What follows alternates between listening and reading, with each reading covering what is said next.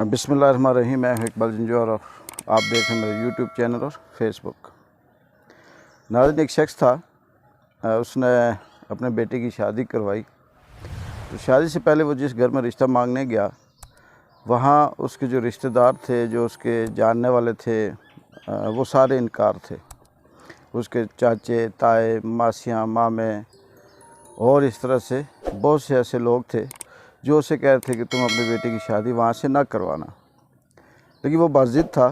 उसने कहा नहीं, मैं उसी घर से शादी करवाऊँगा बेटे की, क्योंकि बहुत अमीर हैं, उनके पास पैसा है, ज़मीन है उनके पास, और इस तरह से कल तक मेरा बेटा जो है वो बड़ा आसूदा रहेगा, मुझे किसी किस्म का कोई मसला नहीं होगा। खैर, उसने अपने तमाम ख़ानदान से, बरादरी से मुखालफत की, नाराज़गी ली और कह सकते हैं कि बिल्कुल अपना एक अकेला फ़ैसला करके बेटे की शादी तैयार कर दी। बड़ी धूमधाम से उसने शादी की और उसे ये पता था कि बहुत से लोग मुखालफत कर रहे हैं मेरे बेटे की शादी में। तो उसने बाहर से बड़े बड़े नंबरदारों को और सियासतदानों को, वज़ीरों को, मशीरों को और इस तरह से बहुत से सरमाएदारों को उस शादी में दावत दी और ये दिखाने की कोशिश की, ये तासर दिया कि मेरे ताल्लुकात बड़े हैं, बड़ी पावर है और मैं ये शादी करवा सकता हूँ। शादी हो गई। शादी के बाद कुछ दिन गुज़रे तो हल्का हल्का कुछ इख्तिलाफ़ात होने शुरू हुए। जो उसकी बहू थी, जो उसने बड़ी जंग करके, बड़ी दुश्मनियों से सामना करके वो लेके आया था, उसने अपने जो शौहर था उसको सबसे पहले जो डिमांड रखी वो यही रखी कि मैं आपके वालिद के साथ नहीं रहूँगी और हम अकेले रहेंगे।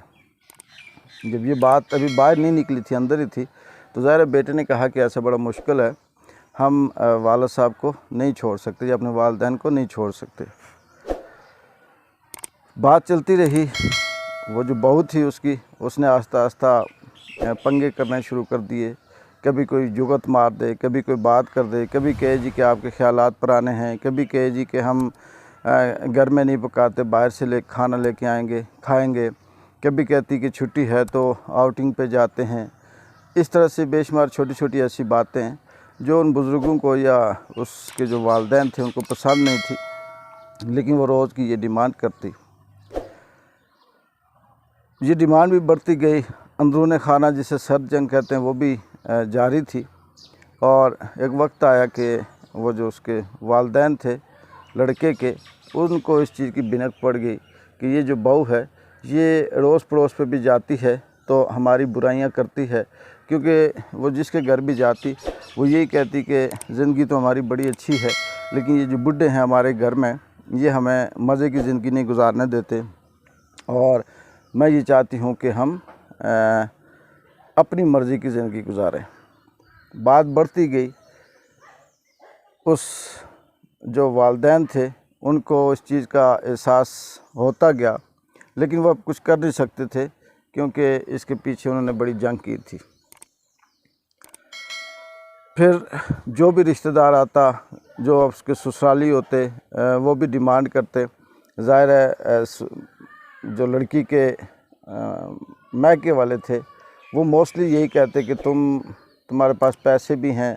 ज़मीन, घर, सब कुछ अपना है, तो तुम्हें क्या ज़रूरत है इनकी बात मानने की, तुम अपनी मर्ज़ी से ज़िंदगी गुजारो। कुछ 6 महीने, साल गुज़रे तो इख्तिलाफ़ात जब ज़्यादा बढ़े तो वो जो वालिदैन थे, वो जो शख्स था जिसने अपने बेटे की शादी के लिए बड़ी नाराज़गियाँ ली और बहुत से इस तरह से मुश्किलात का सामना करके उसने वो शादी करवाई, तो उसे समझ आ गई कि ये जहाँ भी जाती है हमारी ना सिर्फ बदनामी करती है, बल्कि हमारे ख़ानदान की और हमारे तमाम जो इस तरह से रवायात हैं उनको ये तोड़ रही है और उसकी बदनामी करती है। उसने अपने बेटे को बुलाया, 1-2 दफ़ा वार्निंग दी और उसे ये कहा कि तुम इसे समझाओ कि ये ऐसा न करे, क्योंकि हमारे ख़ानदानी जो रवायत हैं उसमें ऐसा नहीं है कि हम अलग से ज़िंदगी गुजारें या हम इस तरह से अपनी मर्ज़ी से होटलों से खाएं और घर में ना रहें और बाकी जो इस तरह से मामलात हैं। लेकिन वो नहीं मानी और वो ये करती रही। 2-3 दफ़ा उस शख्स ने, ससुर ने, एक वार्निंग लेटर जिसे कहते हैं, ये वार्निंग होती है, वो भी दी कि अगर तुमने ऐसा किया तो मैं ऐसा कर दूंगा, ऐसा किया तो मैं ऐसा कर दूँ, लेकिन नहीं मानी। और फिर वक्त गुज़रता गया और एक वक्त आया कि उस शख्स को मजबूरन फिर उनके सर से हाथ उठाना पड़ा, उनकी पीठ से हाथ उठाना पड़ा और उनको अलग कर दिया और उन्हें कहा कि जाएं, आप अपनी मर्ज़ी से ज़िंदगी गुजारें। ये कहानी सुनाने का मकसद से ये था नाज़रीन कि इसको ज़िंदगी में हम जब देखते हैं तो इसमें कोई शक नहीं है कि बहुत से ऐसे हमारे दोस्त, रिश्तेदार या कई ऐसे कोलीग्स भी होते हैं, बहुत से ऐसे हमारे ताल्लुक़ वाले भी होते हैं कि जिनका साथ हम बड़ी मुश्किल से देते हैं, बहुत सी दुश्मनियाँ, नाराज़गियाँ मोल कर हम उनका साथ देते हैं, लेकिन जैसे वो कामयाब होते हैं और जिस तरह से वो साथ साथ वक्त के साथ साथ वो अपने आप को अलग करने की कोशिश करते हैं और एक वक्त आता है कि बड़े इख्तिलाफ़ात आ जाते हैं। इसी बात को अगर हम आज के तनाज़ुर में देखें तो पाकिस्तान में इस वक्त जो हुकूमत है,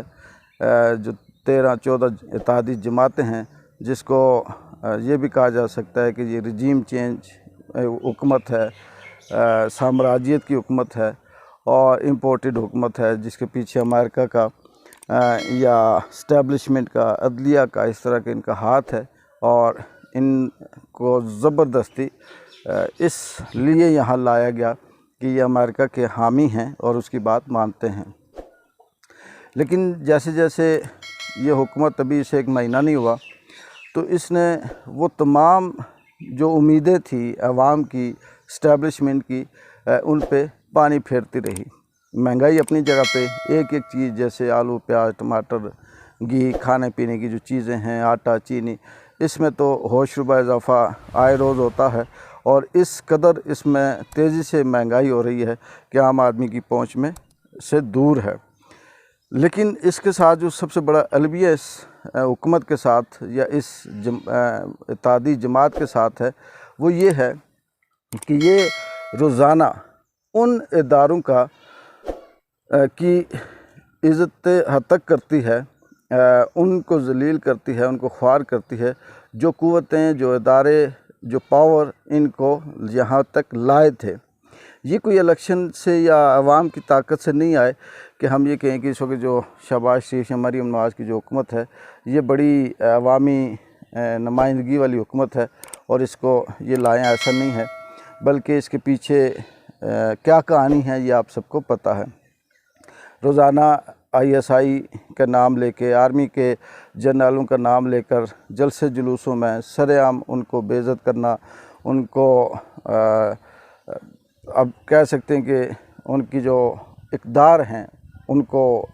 मस्ख़ करना या उनकी तौहीन करना, ये इसका वतीरा बना हुआ है। अंदरूनी खाना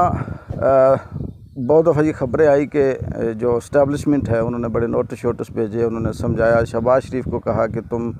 मरीम नवाज़ को रोको कि वो ये बातें ना करे, या जो आप लोगों की डिमांड है, मुतालबे हैं, अभी फ़िलहाल रुक जाएं, वो इस तरह से ना करें। लेकिन जिसे हम अपनी ज़ुबान में कहते हैं कि तत्ता खाने की आदत है, शायद ये सोचते हैं कि अगर अभी अभी हमने अपने केसेस ना ख़त्म किए, अभी अभी हमने सब कुछ ना किया, तो क्या पता अगले लम्हे हमारे हालात कैसे हों या हम किस पोजीशन पे हों। और इसी चीज़ को सामने रखते हुए माजी के वो आदी हैं, उनकी जो फितरत है इदारों के साथ जंग की, वो उसको जारी रखते हुए उन्होंने सरेआम इदारों को, इस्टेब्लिशमेंट को घसीटना शुरू कर दिया सियासत में, जिनका सियासत से कोई ताल्लुक़ नहीं है। इसलिए मजबूरन फिर आर्मी को, इस्टेब्लिशमेंट को, ISPR को ये एलामिया जारी करना पड़ा कि बहुत से ऐसे सहाफ़ी हैं, सियासतदान हैं, इदारे हैं या लोग हैं जो हमें सियासत में घसीट रहे हैं और हमें सियासत से बाहर रखा जाए, हमारा सियासत से कोई ताल्लुक़ नहीं है, जिसकी वजह से शायद थोड़ी सी इन्हें चुप लगी हो और आइंदा ये केयर करें। लेकिन एक बात याद रखिएगा कि नून लीग को ख़ास करके माजी में भी और अभी भी अपने पाँव पे ख़ुद कुल्हाड़ी मारने की बड़ी पुरानी आदत है और जैसे जैसे ये इदारों के साथ लड़ते जाएंगे, इदारों के साथ इनकी ठंडती जाएगी, ऐसे ऐसे इनके पाँव उखड़ते जाएंगे और ये कमज़ोर होते जाएंगे। और वो हाथ जो इनके पीछे है और वो लोग जो इनको यहाँ तक लाए हैं, वो ताकतें जो रात के 12 बजे भी उठकर इनके लिए फ़ैसला करती रहीं, वो इनसे दूर होती जाएंगी। और इससे ये लगता है कि इनकी हुकूमत अब उतनी देर नहीं चल पाएगी जितनी ये सोच के आए हैं। अमेरिका की ख्वाहिश ये है कि पाकिस्तान के अंदर डिस्टेबिलिटी पैदा हो, महंगाई हो, अवाम बिगड़े, यहाँ पे खून खराबा हो, यहाँ पे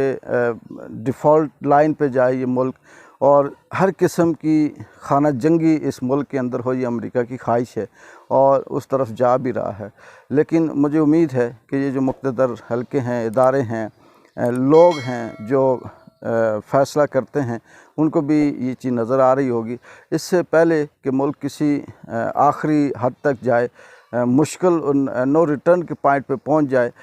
इससे पहले कि हालात को कंट्रोल करना मुश्किल हो जाए सबके लिए, इनको चाहिए कि बहुत हो गया, ये मोहब्बत, ये प्यार, ये सारा कुछ बहुत हो गया। आप प्लीज़ सोचिए और इससे पहले कि हालात बहुत ख़राब हों, इलेक्शन की तरफ जाएं और इलेक्शन करवा कर बिल्कुल सियासी जो जमातें हैं उनको ये मौका दें कि वो दोबारा से आप पे तनकीद ना कर सके और ये एक दूसरे को सिलेक्टेड का जो इल्ज़ाम है ये ना लगा सकें। अगर ऐसा ना हुआ, इसी तरह से ये सिलसिला चलता रहा, तो पाकिस्तान तहरीक-ए-इंसाफ जो सबके सामने है, इस वक्त मैदान में है और आए रोज़ उसका ग्राफ, उसकी मकबूलियत में इजाफ़ा हो रहा है। अगर यही होता रहा तो ये हालात कंट्रोल से बाहर हो जाएंगे और फिर सारी ज़िंदगी तारीख़ में एक ये चीज़ लिखी जाएगी कि पाकिस्तान में